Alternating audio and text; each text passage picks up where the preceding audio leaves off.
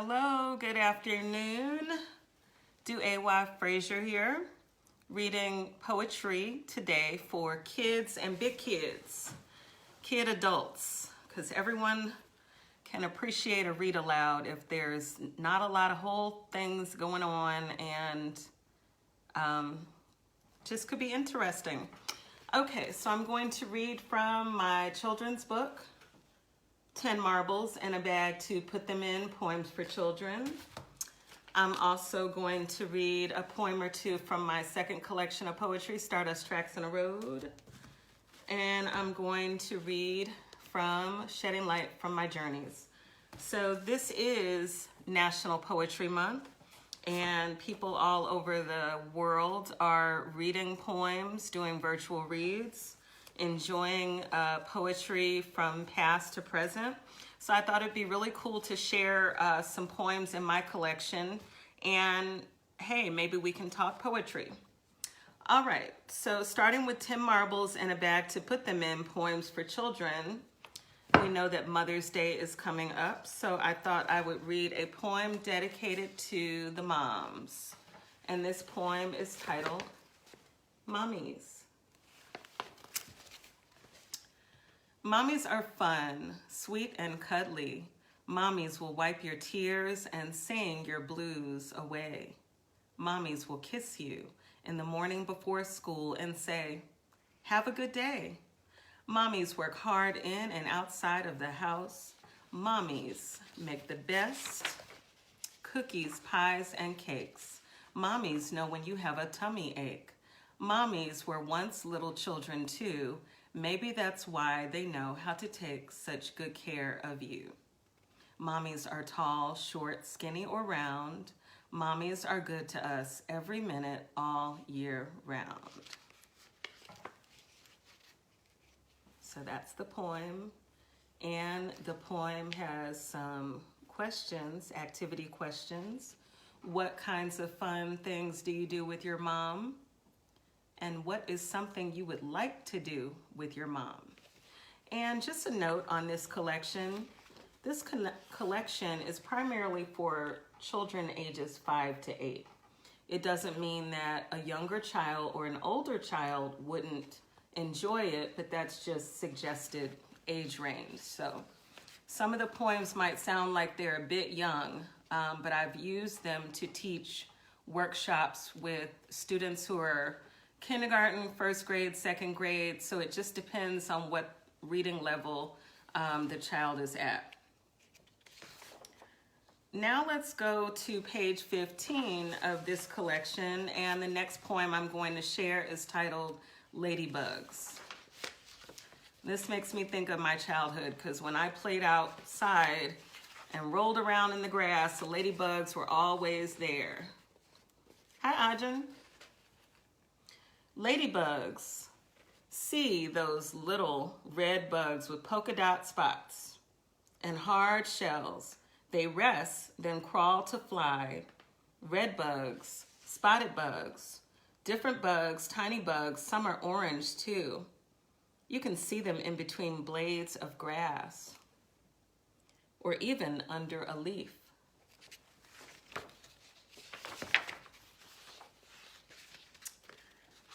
There's a ladybug. Hi, Janelle. And here's a ladybug activity for kids, and it asks the child to draw a picture of 5 ladybugs. Make each one a different color and use your imagination to give ladybugs the colors you think they should have.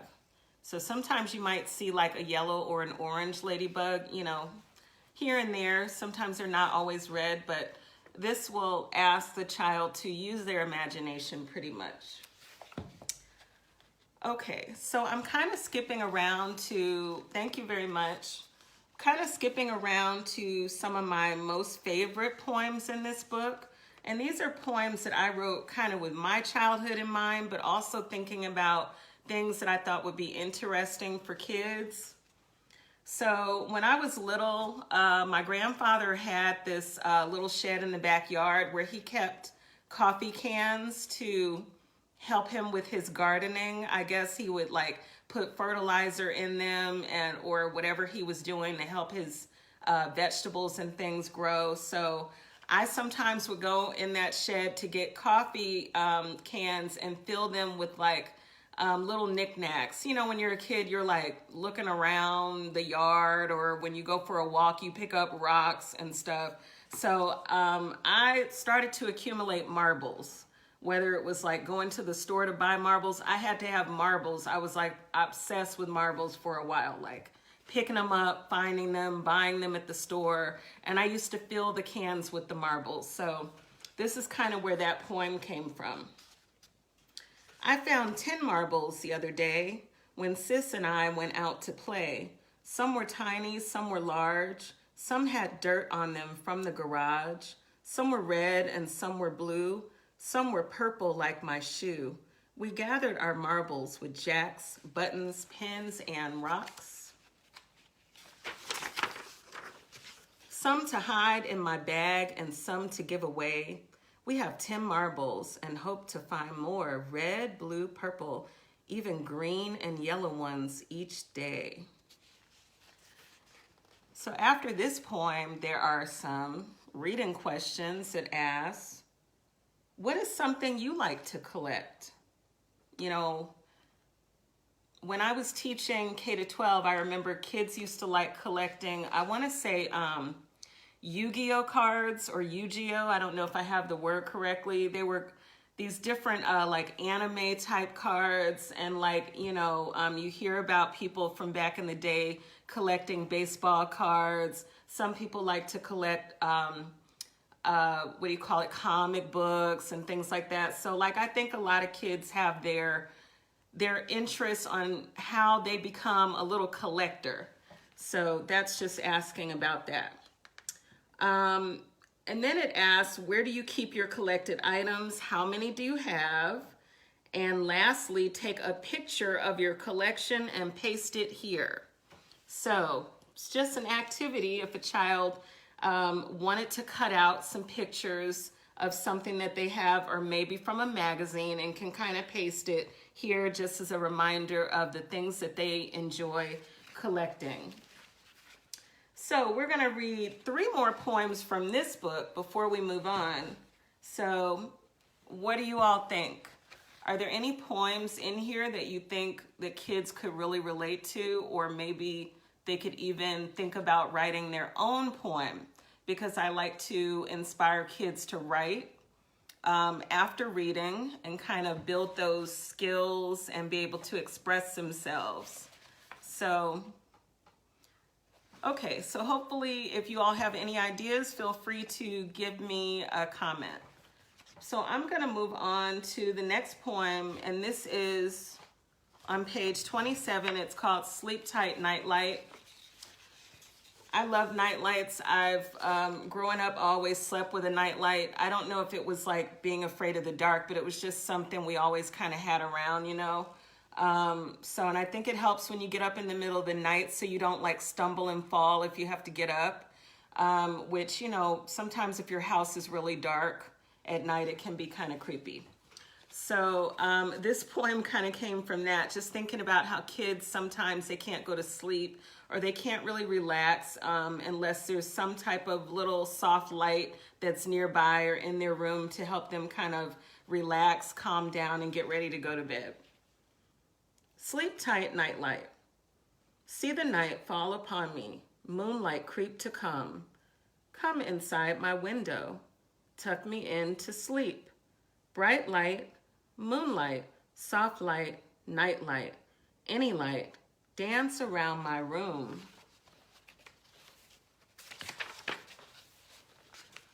Come into my window, I will see you soon. Sleep tight, nightlight. I just love that poem. I always envision, like, I feel like you could read this poem to a baby or like a 5-year-old and they would just go right to sleep. So I just think that's really neat. Okay, so we're gonna read one more poem from this collection, and I think I'm going to go with page 30. And this is a poem that I usually have a really great discussion with kids about, because they start to tell me things that they're afraid of at night or just wherever. And this is titled The Boogie Woogie Woogie. So remember when we were kids, right? They used to say, the boogeyman is going to get you, you know, stuff like that. And who knows, what was the boogeyman? Was it a ghost? Was it just some mysterious figure that comes out in the middle of the night while you're sleeping? Like, why are kids plagued with the boogeyman? I don't know. So this is sort of like related to that. I think I hear the sound of footsteps in my closet. I think I see big white eyes looking at me from behind my chair. Mommy says it's not what I think it is. She says, baby, it's just not there. She says it's my big imagination, then kisses me goodnight. But when the lights are out, I imagine it is there, watching me in the night. The boogie woogie woogie with big eyes and a big stare. I place my hand over my eyes and hope my imagination takes me somewhere else. I think that is so funny. You know how like kids think, you know, if I just cover my eyes, it's gonna all go away. You know, your imagination just kind of runs away with you. So I always have a really good talk with kids when I read that. And there's some questions that come right after that. This is the page with the questions. Is there anything that scares you at night? Oh boy, the kids go wild and they love to discuss it. The noises, the sounds, the floor creaking, oh, when it thunderstorms, like all the different reasons to be afraid. The next one is, are you afraid of thunder, lightning, or an imaginary monster? Lastly, do you sometimes imagine that there is something creepy in your closet or under your bed? Describe this creepy thing. I can tell you when I was a kid, there were definitely creepy things all around. There was one behind a chair, one coming up from the window. I had a whole big imagination about what was, you know, creeping me out. But interesting, kids are so resilient. Somehow we always get to sleep when, you know, when we're kids. We eventually go to sleep and we wake up the next day. So it's just interesting, that whole phase. Alrighty, so that's 10 marbles in a bag to put them in. So now we're going to go to, I think I'll go to my first collection of poems, and I'm only gonna read one from this one because there's a lot of different poems in here. And I wanna keep it more for the shorter ones. Like this is like being, more kid-friendly, kid-themed, because a lot of my poems were ones that I performed, have performed with music, with bands, spoken word performance poetry, as most people would call it. But I think the shorter poems sometimes kids can more so relate to because they can digest it. They can think about the simple themes and the simple words that are in them and be able to figure out how they want to write a poem for themselves or even recite a poem. Okay, so this is Shedding Light from My Journeys, and it was my first collection of poetry written many, many years ago. And the title of this poem is called Butterflies. I found rainbows in my eyes today. I found rainbows in my mouth today. Rainbows in my soul and wings to fly, fly, fly. I saw myself weaving in and out of my life. I saw myself shedding old skin, a metamorphosis of many colors. Liken me to a new soul dancing into my new skin. I too am a wonder-filled creature unfolding strange and free. Butterflies cannot be caught. You can't hinder a butterfly, just smile, bless it and let it go. Release me, I butterfly, unfolding strange and free. So we used to snap after a poem that we really liked back in the day, and that's something that I do with kids sometimes when I'm teaching a poetry workshop. Okay, so that was Butterfly from my first collection, Shedding Light from My Journeys. So now I'm going to share a few poems from Stardust Tracks on a Road, and this is my second collection of poetry. And I can't really tell you what happened, but this was published many years ago, and then I stopped publishing it, but not on purpose. I think I was in grad school at the time, and you know, those programs are like 2 years or so. And it's like I published the book, then I was in grad school and I was working, and next thing you know, I just started being involved with other things, doing events and working and all that stuff. And next thing you know, I had other books that came after this one, but I didn't give this one the attention that it should have had. So I don't have a real good reason for that other than just timing and life being very busy. And I'm sure a lot of writers and creative people can attest to that sometimes you have different projects and you don't always know which one to give the attention to first. And sometimes as you're trying to promote and market and do a lot of things on your own, it gets difficult to manage some of your projects. So that's just my honesty on that. But it's a really fun collection, and I used to use it in some of my middle school classes when I was teaching.